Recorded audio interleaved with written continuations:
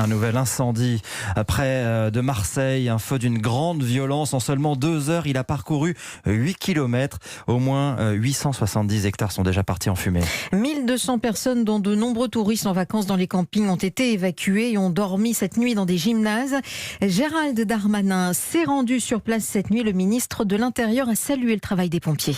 Pour l'instant, le bilan humain, effectivement, touche des blessés légers, mais enfin, des habitations sont détruites, des véhicules le sont, et surtout, il y a plus de 900 hectares qui touchent bien évidemment la biodiversité, beaucoup d'actions des pompiers sur le terrain, beaucoup de moyens des départements qui sont mobilisés, et évidemment, c'est un drame pour l'intégralité de la biodiversité et des massifs des Bouches-du-Rhône.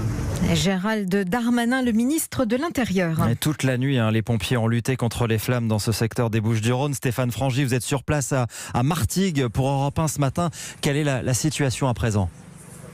Mais écoutez, le feu n'est pas maîtrisé, mais l'évolution est favorable. C'est ce que viennent de nous dire les pompiers, même si 1025 hectares de pins ont été ravagés par les flammes selon le tout dernier bilan de ce matin. Des fumées vraiment impressionnantes. On pouvait les voir depuis Marseille, on pouvait même voir les flammes depuis Marseille toute cette nuit après ces 3 départs de feu dans ce secteur de Martigues. Cette situation, elle est favorable car l'appui aérien va reprendre sous peu, d'ici une demi-heure. Il va reprendre et surtout bien, Laurent l'a dit dans sa météo, le Mistral faiblit progressivement depuis cette nuit. Il devrait carrément stopper dans le milieu de matinée. Au total, 1200 sapeurs-pompiers sont engagés. Il y a des renforts qui arrivent d'autres départements pour prêter main forte. Des habitations ont été touchées. Elles sont en cours de recensement. 2700 personnes évacuées au total, hébergées pour certaines dans différents gymnases qui ont été ouvertes dans ces communes autour de Martigues. Et on a un petit bilan humain, 14 sapeurs-pompiers qui ont été intoxiqués par les fumées.